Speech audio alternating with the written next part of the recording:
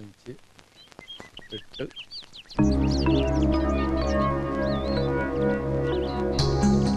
നമ്മുടെ അസോസിയേഷന്റെ കഴിഞ്ഞ വർഷത്തെ വരവ് ചെലവ് കണക്കുകളാണ്. വരവ് 60,832 രൂപ 25 പൈസ, ചെലവ് 60,832 രൂപ 25 പൈസ. ഇത്ര പെട്ടെന്ന് കഴിഞ്ഞു? വലിച്ചു നീട്ടാൻ ഇത് മെഗാ സീരിയലൊന്നും അല്ലല്ലോ. ദേ, വരവും ചെലവും സമാസമം. ആർക്കെങ്കിലും സംശയം ഉണ്ടെങ്കിൽ ഇവിടെ വന്ന് നോക്കാം. അതിപ്പോ നോക്കേണ്ട കാര്യമില്ല അരവിന്ദനെ, ഞങ്ങൾക്ക് എല്ലാവർക്കും വിശ്വാസ. നേരം കളയാണ്ട് അടുത്ത പരിപാടിയിലേക്ക് എടുക്കാം. എങ്കിലിനി നടപ്പു വർഷത്തെ പ്രസിഡന്റിനെ തെരഞ്ഞെടുക്കാം. ആർക്കെങ്കിലും പേര് നിർദ്ദേശിക്കാനുണ്ടെങ്കിൽ നിർദ്ദേശിക്കാം. അതിപ്പോ നിർദ്ദേശിക്കാനൊന്നുമില്ല, അയ്യർ സാറ് മതി. മതിയെങ്കിൽ മതി. ആർക്കെങ്കിലും എതിർപ്പുണ്ടെങ്കിൽ പറയണം. എതിർപ്പുണ്ട്. എല്ലാവർക്കും താല്പര്യമുള്ള ഒരാൾ മതി. അങ്ങനെ ഒരാളെ ഈ കോളനിയിലുള്ളൂ, എന്റെ മാഡം. അല്ല, ഈ സ്ഥാനത്തിരിക്കാൻ എന്തുകൊണ്ടും യോഗ്യനായ ഒരാൾ അയ്യർ സാറ് മാത്രമാ. എന്താ ഈ പറയുന്ന യോഗ്യത? കഴിവും പ്രാപ്തിയുള്ള ഒരാളെ എവിടെ ആവശ്യം. വ്യക്തിവൈരാഗ്യം തീർക്കേണ്ടത് ഇവിടെ വെച്ചല്ല. സംസാരിക്കുമ്പോ കുറച്ചൊക്കെ ഡീസൻസി കീപ്പ് ചെയ്യണം. അതെങ്ങനെയാ? സംസ്കാരം വേണ്ടേ? അതെ, ഞാനൊരു കാര്യം പറയട്ടെ. ഇപ്പൊ ഇങ്ങനെയായ സ്ഥിതിക്ക് നമുക്ക് രണ്ടുപേരുടെയും പേര് നിർദ്ദേശിക്കാം. എന്നിട്ട് ഭൂരിപക്ഷം ആർക്കാൻ നോക്കാം. അതല്ലേ നല്ലത്? അതാ നല്ലത്. അപ്പൊ പിന്നെ ആരോടും ഒരു പാർഷ്യാലിറ്റി കാണിച്ചൊന്നും വരില്ല. ഞങ്ങൾ ചിലപ്പോ തെരഞ്ഞെടുക്കും, എടുക്കാതിരിക്കും. ചിലപ്പോ പ്രസിഡന്റ് വേണ്ടെന്ന് വെക്കും. അതെങ്ങനെ വേണമെന്ന് ഞങ്ങൾ തീരുമാനിച്ചോളാം. ബാക്കി ശക്തികളുടെ ഇടപെടലുകൂടെ വേണ്ട. ആ കുട്ടി ഒരു അഭിപ്രായം പറഞ്ഞു എന്നല്ലേ ഉള്ളൂ. തെരഞ്ഞെടുക്കുന്നത് അമേരിക്കൻ പ്രസിഡന്റിനെ ഒന്നല്ലല്ലോ. ഓ, ഞങ്ങൾക്ക് പറയാനുള്ളത് പറഞ്ഞു കഴിഞ്ഞു. എന്നാ ഞങ്ങൾക്ക് പറയാനല്ല, ഞങ്ങളും പറഞ്ഞു കഴിഞ്ഞു. ആരെങ്കിലും ഒരാളെ അങ്ങോട്ട് തീരുമാനിക്കും. അരവിന്ദേട്ടാ, ഞാനൊന്നും പറയുന്നില്ല.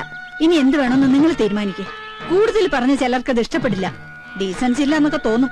കാരണം അതില്ലാത്തതുകൊണ്ടാ. എന്നാ ഒരു കാര്യം ചെയ്യണ്ട. ഇവിടെ പ്രസിഡന്റും വേണ്ട, സെക്രട്ടറിയും വേണ്ട. ഈ മീറ്റിംഗ് അങ്ങോട്ട് പിരിച്ചുവിടുക. അല്ല പിന്നെ ആ പിരിച്ചുവിട്ടു എന്താ ചെയ്യ?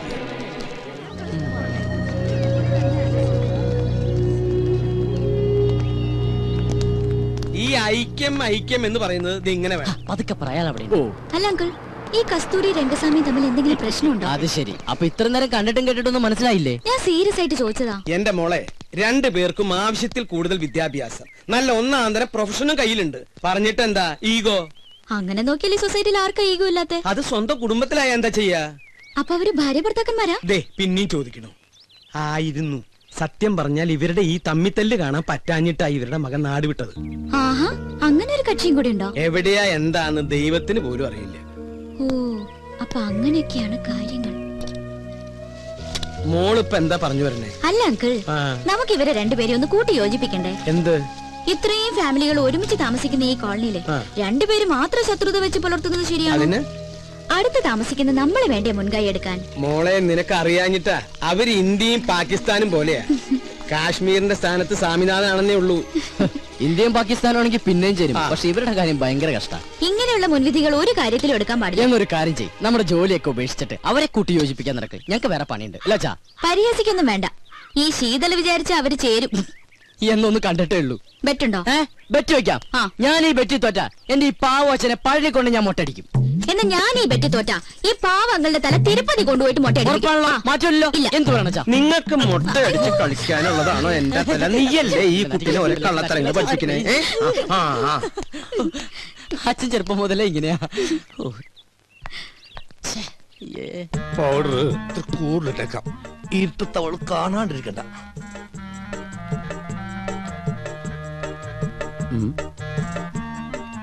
ഇതെങ്ങോട്ടാ ഈ പാതിരാത്രിയിൽ കുളിച്ചൊരുങ്ങി പൊട്ടൊക്കെ തൊട്ട്? ഉറങ്ങാൻ പോകണം.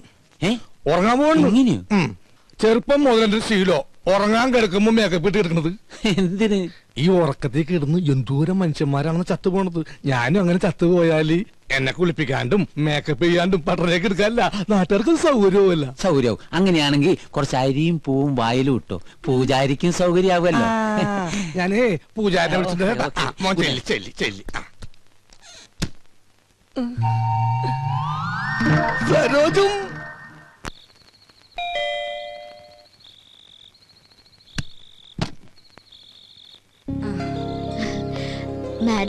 മാഡം ഒന്ന് പോലീസ് സ്റ്റേഷൻ വരെ പോയിരിക്കുക ജാമ്യം എടുക്കാൻ.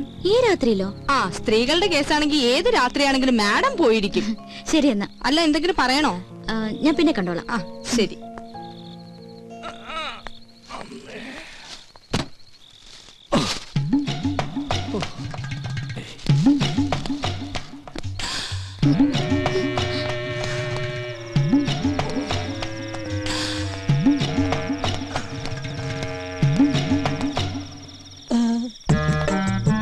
പുറത്തിറങ്ങിയോ അപ്പൊ അനുസരണയുണ്ട് കൊള്ളി. ഇതെന്താണെന്ന് അറിയോ? ശർക്കര പെരട്ടിയും കിഴങ്ങോർത്തതും ഉണ്ടമ്പൊരിയും തിന്നു. ഇനി വേറൊരു സാധനം കൂടി ഞാൻ കൊണ്ടുവന്നിട്ടുണ്ട്.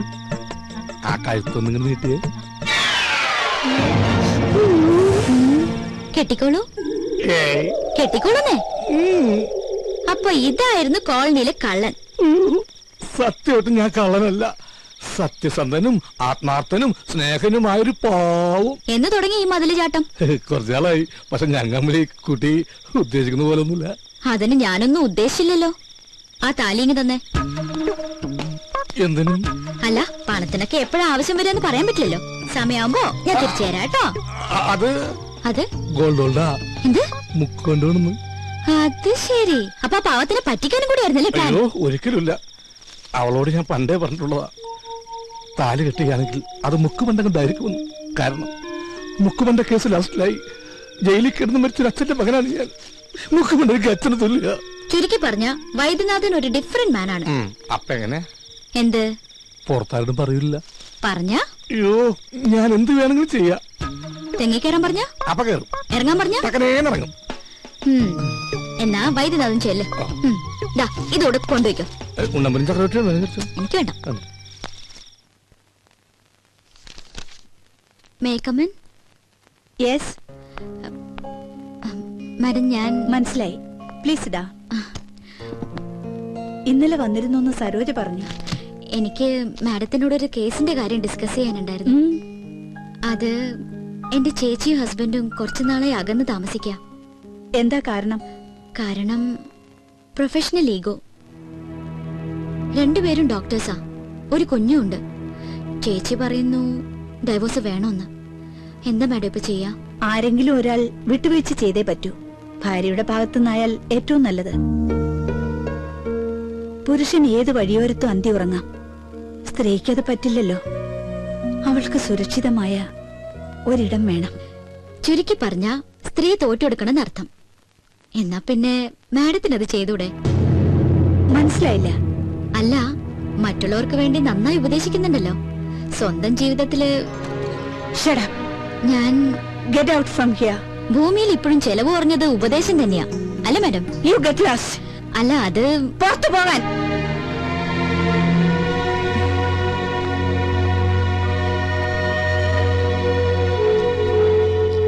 പിന്നെന്താ സാർ, 1-ാം തീയതി ജോയിൻ ചെയ്യാം. Thank you sir, thank you very much. Sheeju, ഒരു മിനിറ്റ്. ആ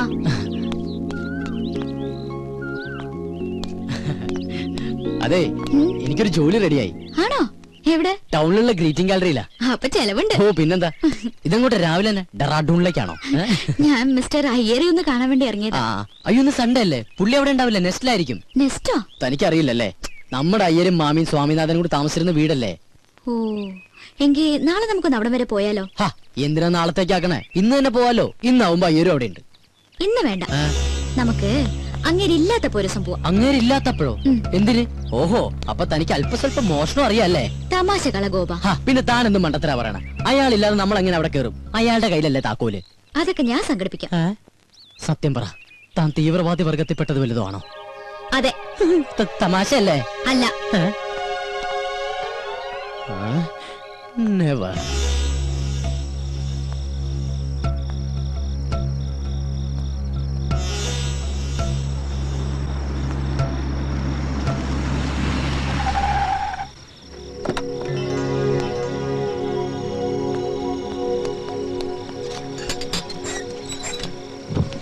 എന്താ സർ, എനിക്കൊരു കാര്യം പറയാനുണ്ടായിരുന്നു. എന്ത് കാര്യം? സർ, മെറ്റ് ലൈഫിന്റെ ഒരു പോളിസി എടുക്കണം. താല്പര്യമില്ല. സർ, അത് പറഞ്ഞല്ലോ താല്പര്യമില്ലെന്ന്.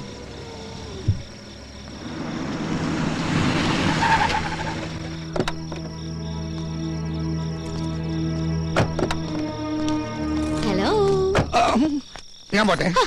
അങ്ങനെ അങ്ങ് പോയാലോ? ഞാൻ വന്നത് മുക്കുമണ്ടത്തിനെ കാണാനല്ലേ. എന്തിന്? നമുക്ക് താലിയിട്ടണ്ടേ? ഞാനത് ഉപേക്ഷിച്ച്.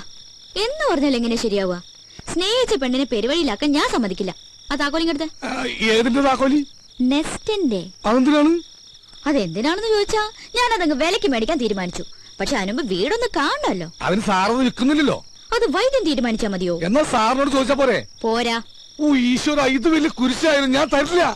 തരുന്നേ. തന്ന കൊലപാതകം നടക്കും. തന്നില്ലെങ്കിലും കൊലപാതകം നടക്കും.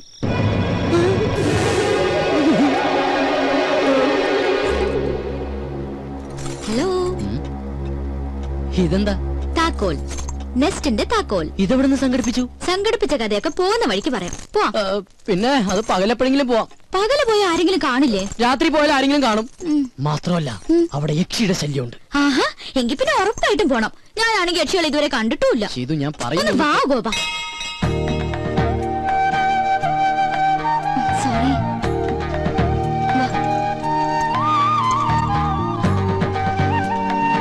വാ.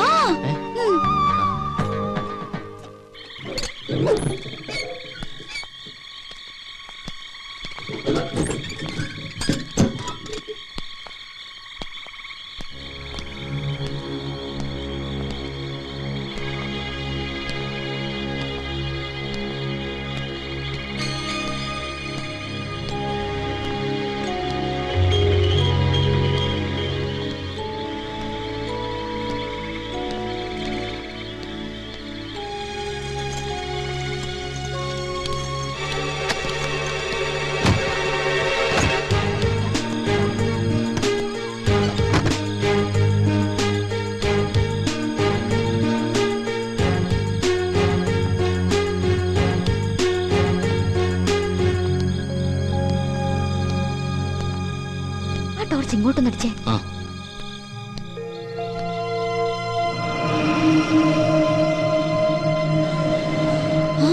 ഇത് സ്വാമിനാഥനല്ലേ? നിന്റെ സംശയം ഞാൻ തീർത്തു തരാം. പക്ഷെ അതിനു മുമ്പ് എനിക്കറിയണം നീ എന്തിനാ ഇവിടെ വന്നതെന്ന്. അത് വെറുതെ. വെറുതെ കയറി ഇറങ്ങാൻ ഇതെന്താ സത്രമാണോ? നിനക്കെന്തറിയാം എന്നെ കുറിച്ച്? ഞാൻ നിന്നെ ഒബ്സർവ് ചെയ്യാൻ തുടങ്ങിയിട്ട് 2 ദിവസമേ ആയുള്ളൂ. പക്ഷേ എന്റെ കണക്ക് കൂട്ടലുകൾ വളരെ ആക്യുറേറ്റ് ആയിരുന്നു. അതുകൊണ്ടാണ് എനിക്കിപ്പോ കൃത്യമായി ഇവിടെ എത്താൻ പറ്റിയത്. അങ്കിളെ, ഞങ്ങൾ വെറുതെ തമാശക്ക്. ഗോപാ, നീ കണ്ടിട്ടുള്ള ലോകമല്ല ഞാൻ കണ്ടിട്ടുള്ളത്. നീ വെറും പാവം, നിനക്കൊന്നും അറിയില്ല. പക്ഷേ നിന്നെ കരുവാക്കിക്കൊണ്ട് ഇവൾക്കെന്തോ നേടാനുണ്ട്. ഇനി ഒന്നും ഒളിക്കാൻ നോക്കണ്ട. പറ, നിന്നെ ആരിങ്ങോട്ട് അയച്ചു? നീ എന്തിനിവിടെ വന്നു? എനിക്ക് ഉത്തരം കിട്ടണം, കിട്ടിയേ പറ്റൂ. അങ്കിളെ, ഞങ്ങൾ വെറുതെ. മിണ്ടരുത്. ചോദ്യം ഇവളോടാണ്. പറയണം, പറയാൻ.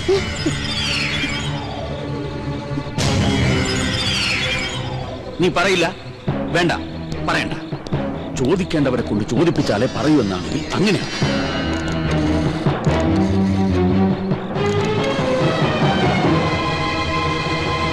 ഹലോ.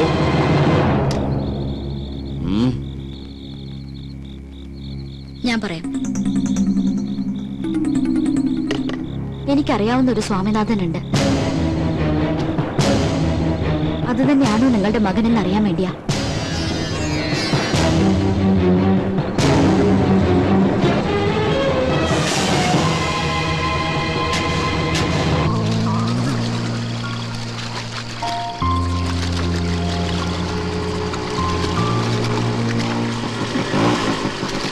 നമ്മളെന്തിനാ ഇങ്ങോട്ട് വന്നേ?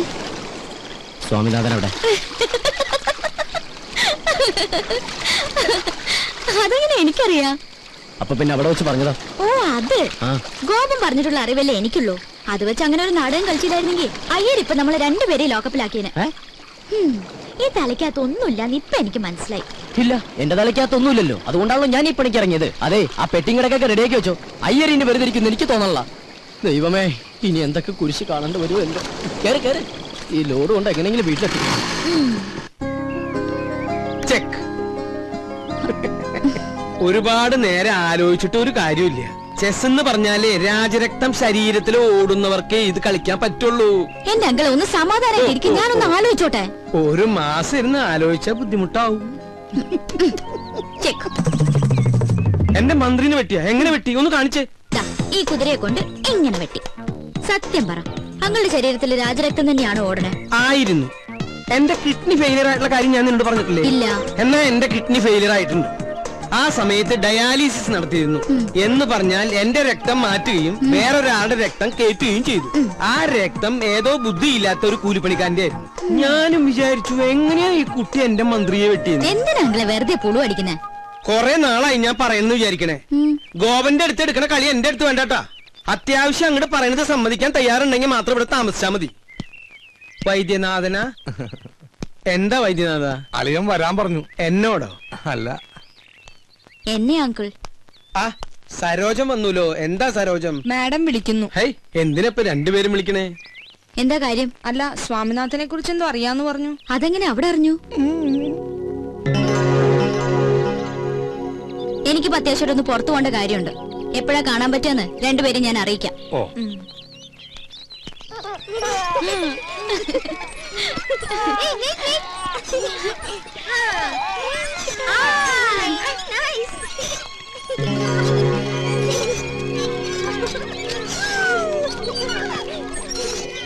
എന്താ മേഡം ഇങ്ങോട്ടൊക്കെ? അല്ലെങ്കിൽ പുറത്തേക്കൊന്നും കാണാറില്ല. എനിക്കൊരു കാര്യം അറിയാനുണ്ട്. ഞാൻ കേട്ടത് സത്യമാണോ? അതിപ്പോ കാര്യം എന്താണെന്ന് അറിയാതെ ഞാൻ പ്ലീസ്,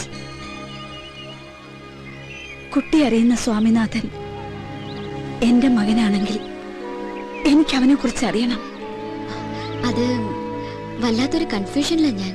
മോളെ, നിന്റെ ഉദ്ദേശം എനിക്കറിയില്ല. എന്നാലും ഇതൊരു കുട്ടിക്കളിയായിട്ട് കാണരുത്. മകനെ നഷ്ടപ്പെട്ട ഒരു അമ്മയുടെ വേദന അതിപ്പോ നിനക്ക് മനസ്സിലാവില്ല. പറയ്, എന്റെ മോൻ എവിടെയാ? I am sorry. ഞാൻ പറഞ്ഞില്ലേ, എനിക്കിപ്പോ കുറച്ച് തിരക്കുണ്ട്. പിന്നെ കാണാം.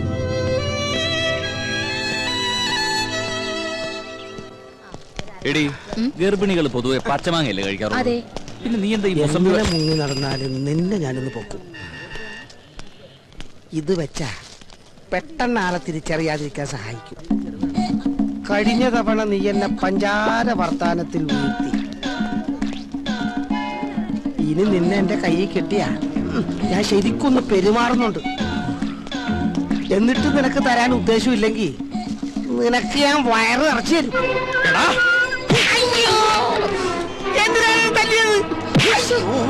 ഇപ്പൊ നിനക്ക് മനസ്സിലായടാ? വയറ് നിറക്കാൻ നിനക്ക് എന്റെ ഭാര്യ മാത്രം കിട്ടിയുള്ളൂ. എന്താടാ, എന്താ ഇവിടെ പ്രശ്നം? ഇവൻ എന്റെ ഭാര്യ അസഭ്യം പറഞ്ഞു സാർ. ആണോടാ? ഇല്ല സാർ. പറയടാ. ഇല്ല സാർ. സാർ നിർബന്ധിക്കാൻ ഞാൻ പറയും. ഞാൻ നിർബന്ധിച്ചിരിക്കുന്നു. ഞാനെല്ലാം ഏറ്റിരിക്കുന്നു സാർ. എല്ലാം ഞാൻ ഏൽപ്പിച്ചിട്ടുണ്ട്. ഇനി നിങ്ങൾക്ക് പരാതി ഉണ്ടെങ്കിൽ ഞാൻ ആക്ഷൻ എടുക്കാം. വേണോ? പരാതി ഒന്നുമില്ല സാർ. ഇതുപോലെ വയറ് നിറച്ചും കൊടുത്താൽ മതി. എന്നാ പിന്നെ നിങ്ങൾ വെക്കോ. ഇവന്റെ കാര്യം ഞാൻ ഏറ്റു. അന്നേ ഡോക്ടർ പറഞ്ഞതാ എനിക്ക് കുട്ടികൾ ഉണ്ടാവില്ലെന്ന്. അങ്ങോട്ട് നടക്കടി.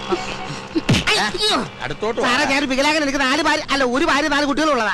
വികലാംഗനായിട്ടും നിനക്ക് 4 ഭാര്യമാര് 4 മക്കളൊക്കെ ഉണ്ടല്ലേ? നീ വികലാംഗനായതുകൊണ്ടും അവർക്ക് പരാതിയൊന്നും ഇല്ലാത്തതുകൊണ്ടും നിന്നെ ഞാൻ വെറുതെ വിട്ടിരിക്കുക. ഇനി മേലാൽ ഈ ഏരിയ കണ്ടുപോരുത് കേട്ടോ. വിട്ടോ വിട്ടോ, കേറൂ.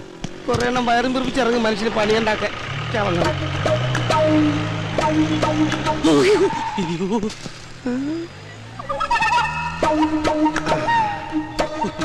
അവിടെ നീ തന്നെ ആണെങ്കിൽ നിന്നെ കൊന്നു കളയും പന്നി.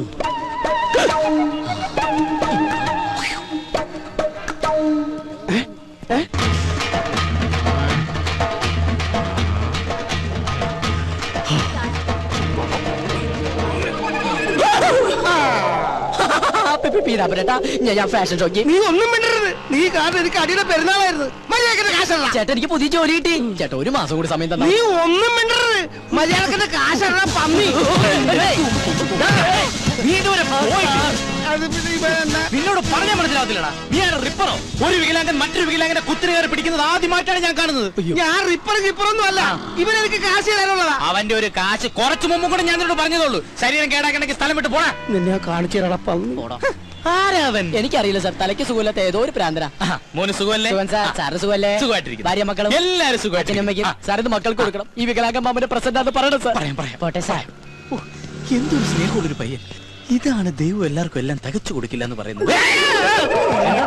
എന്ത് പറ്റി സാറേ? പെട്ടെന്ന് കമ്മീഷണറാണ് ഓർത്തു പോയി. പോ. അതെ, മോച്ചായ. ഓ, പിന്നെന്താ സാർ? ആയിക്കോട്ടെ. മായ, പുതിയ അപ്പോയിന്റ്മെന്റാ. ഹലോ. തനിക്ക് കക്ഷിയെ മനസ്സിലായോ?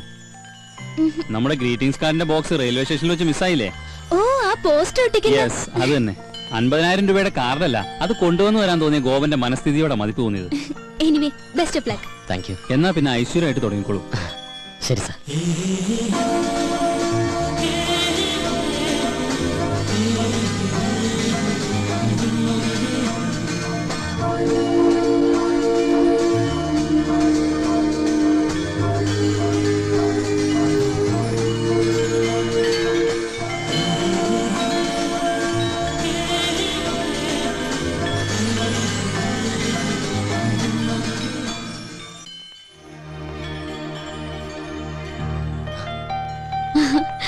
ഇതെന്താ ഒരു മുന്നറിയിപ്പില്ലാതെ ഇവിടെ? അപ്രതീക്ഷിതമായ കണ്ടുമുട്ടലിന് ഒരു സുഖമില്ലേ? അത് ശരിയാ. എന്ത് തോന്നുന്നു? പോസ്റ്റ് ഒട്ടിക്കലാണോ അതോ ഇതാണോ നല്ലത്? അത് ഇത് തന്നെയാ. എന്താ പറയാ, പ്രേമിക്കുന്നവരും പ്രേമിക്കാൻ പോകുന്നവരും നിരാശരും എല്ലാവരും എത്തുന്ന ലോകമല്ലേ, ഒരു പ്രത്യേക സുഖമുണ്ട്. എന്താ നോക്കണേ? അല്ല, ആദ്യമായിട്ട് വന്നിട്ട് എന്തെങ്കിലും മേടിക്കാതെ പോകുന്നത് ശരിയല്ലല്ലോ. അത് ശരിയാ, പക്ഷെ വില കൂടിയൊക്കെ അപ്പുറത്താണേ. ആ, ഇത് കൊള്ളാലോ. പക്ഷെ ആർക്ക് കൊടുക്കും? ഇഷ്ടമുള്ള ആർക്കെങ്കിലും അയച്ചു കൊടുക്കുന്നേ. ഇഷ്ടമുള്ളവരെന്ന് പറയുമ്പോ എനിക്ക് വീരപ്പനെ വലിയ ഇഷ്ടം. പുള്ളിക്ക് അയച്ചു കൊടുത്താലോ? അത് കൊള്ളാം. വീരപ്പൻ സത്യവനും ഇന്ത്യ എന്ന് വെച്ചാ പുള്ളിയുടെ കയ്യിൽ കിട്ടുകയും ചെയ്യും. അല്ലെങ്കിൽ വേണ്ട, വീരപ്പന് സ്വഭാവമുള്ള മറ്റൊരാൾക്ക് കൊടുക്കാം. അതാരാ? എന്റെ അച്ഛനാ? അല്ല, നമ്മള് തന്നെ. ഞാനോ? ആ, ഇനിയിപ്പോ ഞാനൊന്നും തന്നില്ല എന്ന് പറയരുത്. എന്നാ പിടിച്ചോ.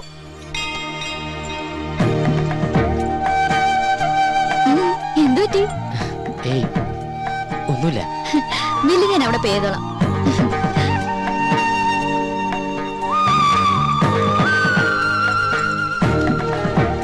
You are you and I am I, and if by chance we find each other, it's beautiful.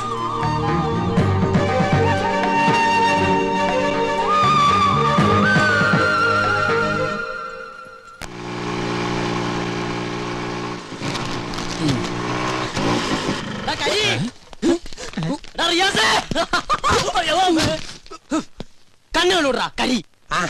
നീയാണ്. ഞാൻ വിചാരിച്ച ഞാനാന്ന്. ഓ, തമാശ. എടാ, എന്നെ കണ്ടിട്ട് എന്തെങ്കിലും തോന്നുന്നുണ്ടോ? എന്ത് തോന്നാൻ? നിനക്കെന്താ വട്ടായ? അതേടാ, വട്ട് തന്നെ. പ്രേമത്തിന്റെ വട്ട്. പ്രേമോ? അതേടാ, പ്രേമം. കൊടുമ്പിരി കൊണ്ട പ്രേമം. ഇവൻ എന്തൊക്കെയാ പറയണേ? എടാ, അവളില്ലേ, എവള്? ശീതള്. എടാ, അവക്ക് എന്നോട് പ്രേമമാണ്. എടാ, ഇത് കണ്ടാടാ, ഇത് അവള് തന്നാടാ.